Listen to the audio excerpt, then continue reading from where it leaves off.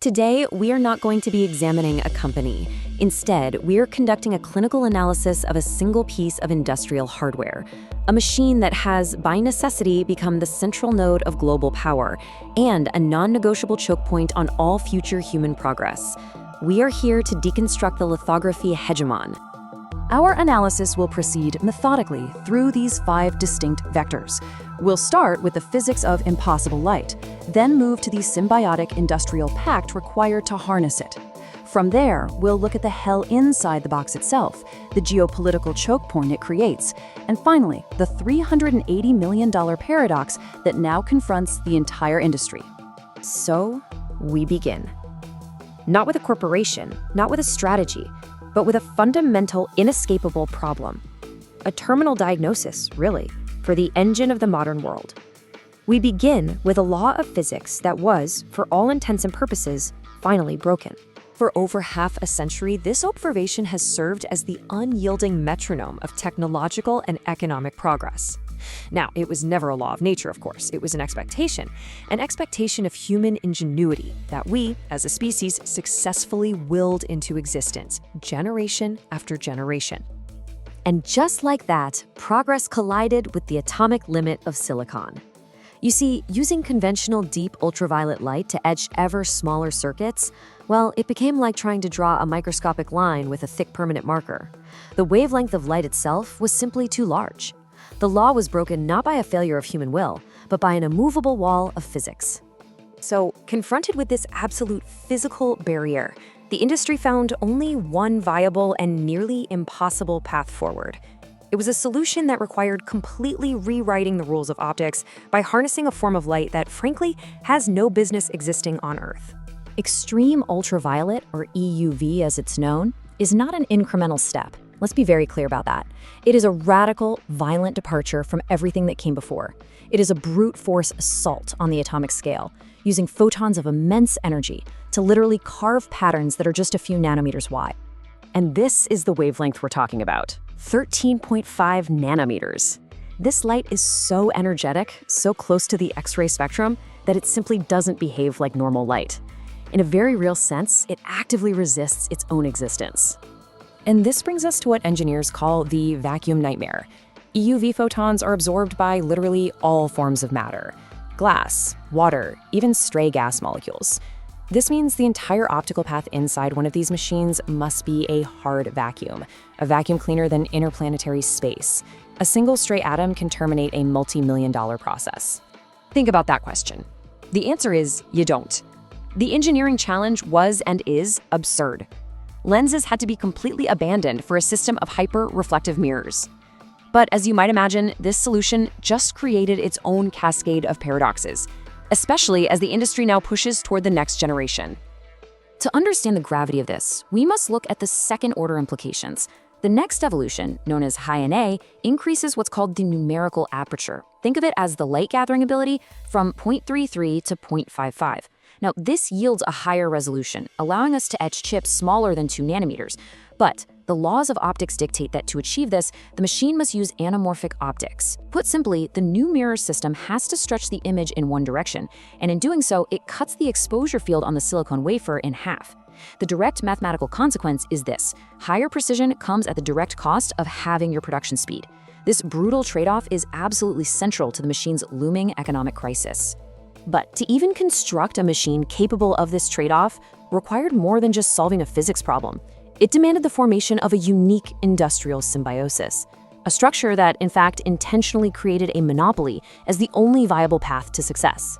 These mirrors, which are produced by the German firm Carl Zeiss, are the smoothest objects ever created by human hands.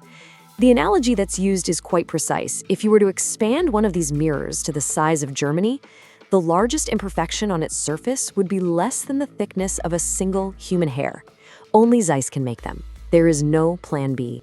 Now, decades ago, competitors like Nikon and Canon fell into what's known as the internalization trap. They tried to develop every single critical component in-house. It was a fatal miscalculation of the sheer complexity involved. ASML, on the other hand, pursued an orchestration model. They became the indispensable system integrator for a global network of specialists, like Zeiss. You see, They didn't take on the risk of building everything. They monopolized the far more valuable position of being the only entity on Earth that could put it all together. And that brings us to this number, 25%.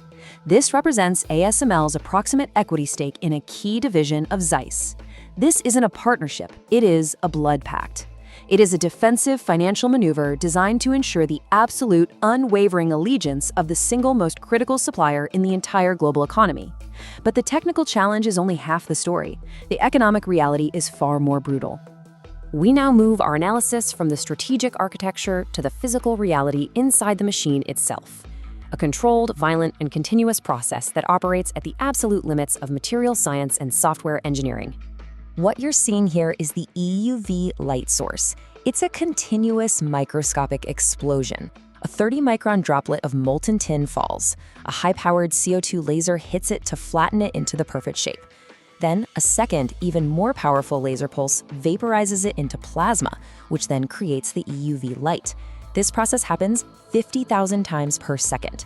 The software complexity is, well, it's staggering. You're hitting a falling object smaller than a human hair twice inside a perfect vacuum 50,000 times every single second. Any deviation, and the entire system simply fails. And inside, the machine's alignment is measured in picometers. It is so exquisitely sensitive that external vibrations from a passing truck or even a technician walking nearby can cause a catastrophic misalignment. To counteract this seismic threat, the machines are installed on massive active damping systems. These systems employ control theory more advanced than that used in nuclear missile silos, physically isolating the machine from the planet itself. Now, a machine of this complexity and, frankly, this singularity was never going to remain a purely commercial product. It has inevitably become a central piece on the geopolitical chessboard, a primary tool for projecting national power. And herein lies the great interdependence paradox. The core intellectual property for EUV was developed with American taxpayer money at U.S. national labs. But, facing failing domestic firms, the U.S. government strategically chose ASML, a Dutch firm, to be the custodian of this technology. So today, America relies on a European company to enforce its export controls, wielding a critical invention that it can no longer build itself. We can actually quantify this geopolitical strategy. Let's call it the China severance. By blocking the sale of not just the most advanced EUV machines, but also older GUV machines to China, the West has deliberately cut off somewhere between 20 and 30% of ASML's potential revenue.